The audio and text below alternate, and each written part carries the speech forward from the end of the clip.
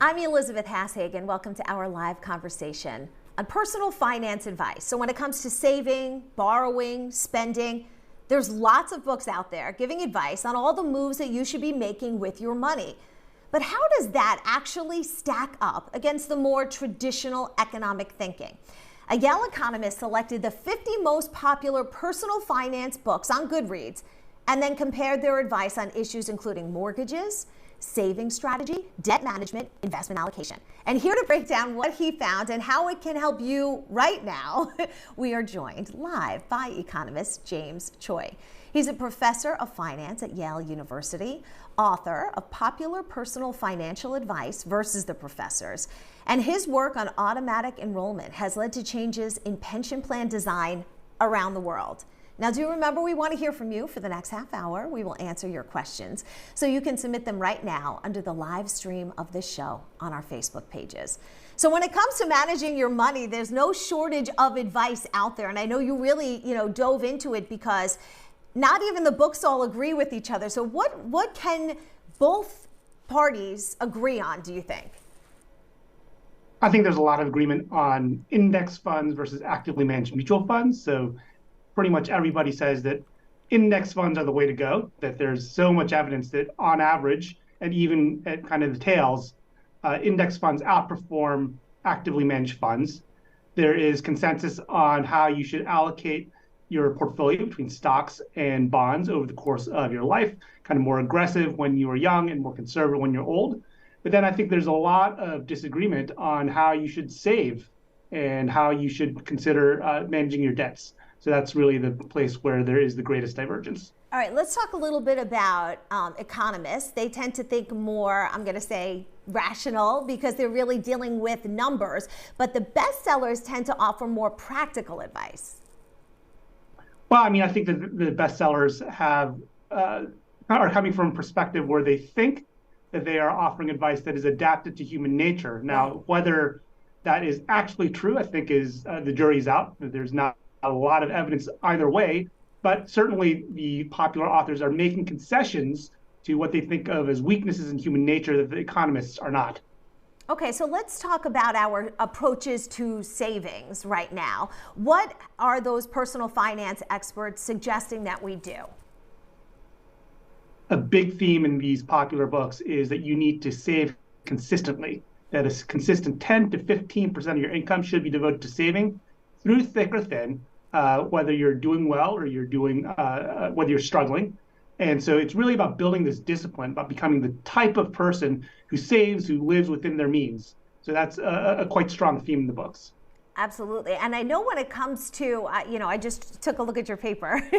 And when it comes to, how many books are looking at each thing, I wanted to look at emergency funds, right? You're saving, God forbid something happens. And 25 of those books came in the same way. 14 of those books said 3 months of living expenses, 8 said 6 months. But, how do we figure out how much do I really need if they're not all offering really the same advice?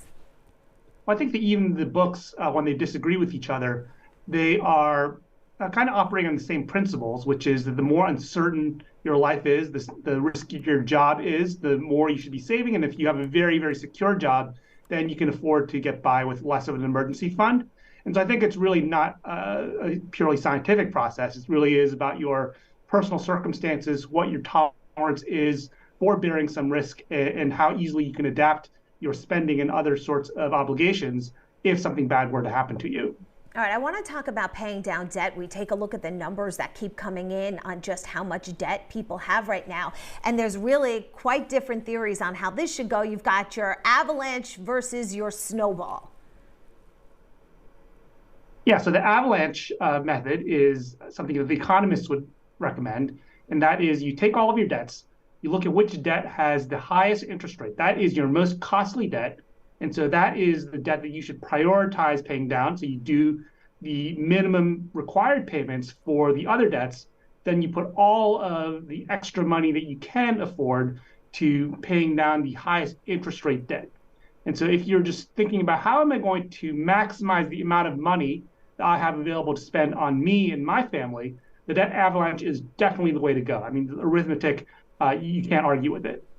So, But yeah, go but a ahead. lot of the popular authors say that you should use the debt snowball method instead, which is you should prioritize the lowest balance debt, regardless of what its interest rate is, because they theorize that if you can zero out a debt account, you're just going to get a charge of motivation. It's just so satisfying to feel like you're making some progress.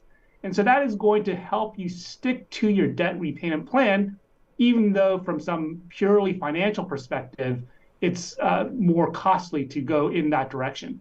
Right. Well, that's what I'm thinking is like, okay, so that takes into effect like that motivation and that, I guess surge of happiness for having completed something. But does it really make sense money wise? Definitely not, except to the extent that if you can stick with your debt repayment plan, then in the long run, of course, you're going to be paying less interest than if you give up along the way, and then you're stuck with these 15, 16, 20% interest credit card debts that are just going to weigh down on you for years and years. So why do you think the personal finance advice is, so different than the economic theory? I think economic theory doesn't really take into account the possibility that you are not very well able to stick to a particular financial plan.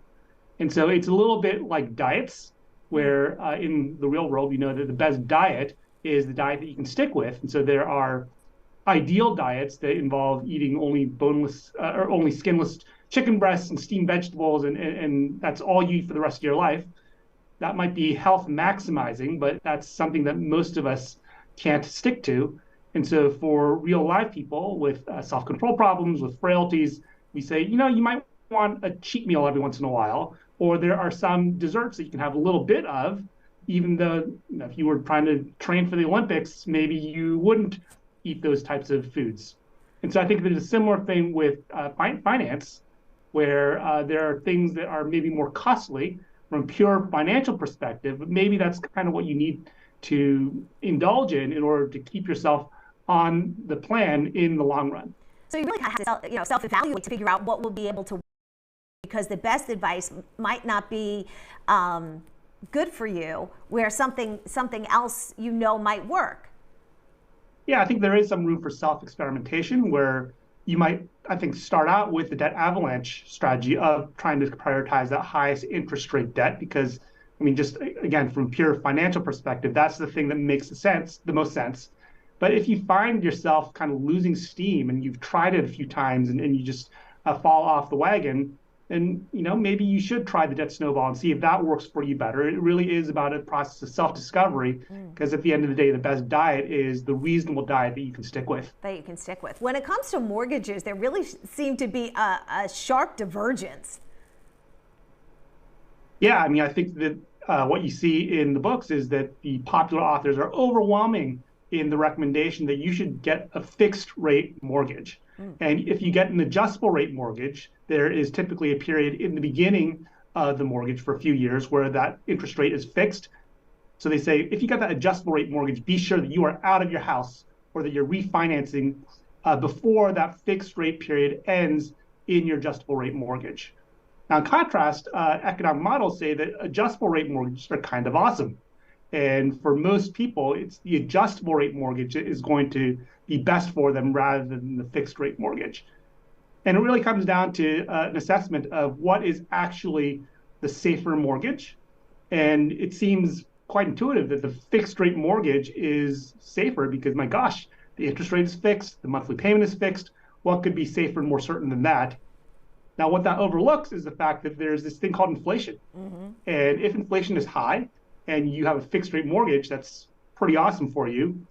But if inflation is low or surprisingly moderate, then your real payment burden is actually higher under a fixed rate mortgage over the life of the mortgage. So it's not, in fact, the case that a fixed rate mortgage is risk-free or safe. It's just that the risks materialize over a very long period of time, whereas the adjustable rate mortgage is different. It's bundle risk. All right, coming up next, our conversation continues. And if you're looking to save for retirement, we have a guide on news12.com. Just scan that QR code there on your screen.